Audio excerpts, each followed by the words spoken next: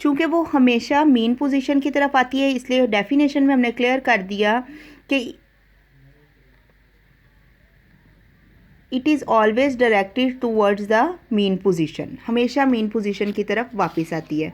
अब simple harmonic motion को हम इस चैप्टर में 3 एग्जांपल्स के ज़रिए प्रूव करेंगे कि ये किस तरह से सिंपल हार्मोनिक मोशन जो है वो वर्क करती है। वो 3 एग्जांपल्स कौन सी हैं, सबसे पहले वो देख लेते हैं। सबसे पहली एग्जांपल है मैस अटैच्ड बाय स्प्रिंग। एक मैस को स्प्रिंग के साथ अटैच करेंगे, उसके अंदर हम प्रूव करेंगे कि सिंपल हार्मोनिक मोशन किस तरह से आ रही है। दूसरी एग्जांपल है बॉल एंड बाउल सिस्टम, यानी एक प्याला और एक गेंद की मदद से हम सिंपल हार्मोनिक मोशन देखेंगे। थर्ड एग्जांपल है motion of simple pendulum. Third example क्या होगी? सेकंड एग्जांपल बॉल और बाउल से होगी। थर्ड एग्जांपल आप लोगों ने पेंडुलम पढ़ा था, उसकी हरकत को हम लोग डिस्कस करेंगे। तो सबसे पहली एग्जांपल क्या थी? Mass attached by a spring.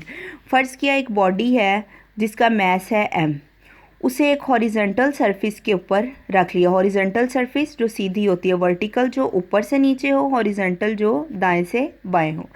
Horizontal surface के ऊपर रख लिया एक स्प्रिंग के साथ अटैच करके, जिसका एक सिरा जो है वो किसी भी वॉल वगैरह के साथ अटैच है। अब क्या होता है इसके अंदर, हम लोग इसको एक फोर्स प्रोवाइड करते हैं और इसे खींच के आगे ले जाते हैं। वो अपनी मीन पोजीशन से हट के, मीन पोजीशन ओ से हट के ए पोजीशन पे चला जाता है। वो मैस क्या करता है, अपनी ओ पोजीशन से ए पोजीशन तक आ जाता है। इसके अंदर एक फोर्स जो है वो स्टोर हो जाती है, उसे कहा जाता है रिस्टोरिंग फोर्स। ठीक है, अब देखें रिस्टोरिंग फोर्स जो है वो इसे यहाँ तक तो ले आएगी, लेकिन आगे नहीं जा सकेगी क्योंकि स्प्रिंग के साथ अटैच है। वो स्प्रिंग के अंदर स्टोर हो जाएगी। वो क्या करेगी? अकॉर्डिंग टू डेफिनेशन इसे वापस मीन पोजीशन की तरफ लेकर आएगी। बॉडी जब वापस मीन पोजीशन पे आएगी तो यहाँ पे भी रुकेगी नहीं, उससे पीछे चली जाएगी। फॉर एग्जांपल ये नीचे पीछे चली गई है बी पोजीशन तक। ठीक है, फिर क्या होगा? फिर ख़त्म नहीं होगा, बी पोजीशन तक पहुंच के चंद सेकंड के लिए रुकेगी और फिर वापस ए पे चली जाएगी, ओ पे जाएगी, ओ से ए पे, फिर यानी कि इस पॉइंट के आगे पीछे ये हरकत करती रहेगी।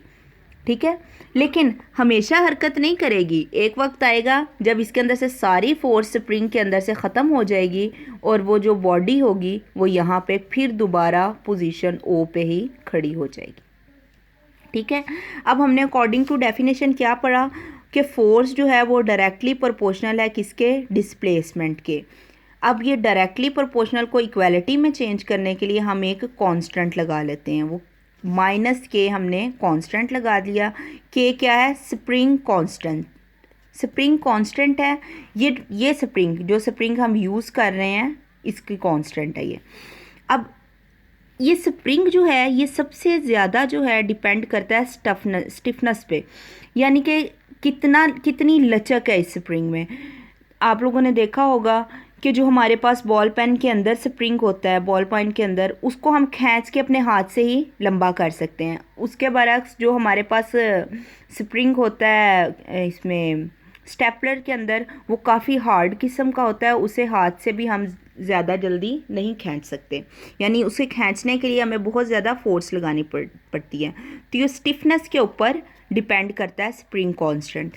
अब हमने पढ़ा था कि फोर्स जो है वो मास और एक्सीलरेशन का प्रोडक्ट होती है। ठीक है, फोर्स क्या होती है? मास और एक्सीलरेशन। इधर से मैंने इस इक्वेशन से के की वैल्यू निकाल ली है, उसके अंदर हमने एफ़ की जगह एम ए पुट कर दिया है। अब यहाँ से जब हम ए की वैल्यू निकालते हैं तो हमारे पास क्या आ जाता है? A is equals to minus k divided by m into x. अब स्प्रिंग कांस्टेंट का भी हमें पता है, बॉडी के मास का भी पता है। ये इतना हिस्सा जो है हमारा कांस्टेंट हो गया। ये जब कांस्टेंट हो गया तो बाकी हमारे पास क्या बचा? ए जो है वो डायरेक्टली प्रोपोर्शनल है डिस्प्लेसमेंट के। एक्सीलरेशन जो है वो डायरेक्टली प्रोपोर्शनल है इसके डिस्प्लेसमेंट के। तो यही चीज़ हमने पढ़ी है कि एक्सीलरेशन जो है वो डायरेक्टली प्रोपोर्शनल है अकॉर्डिंग टू डेफिनेशन डिस्प्लेसमेंट के।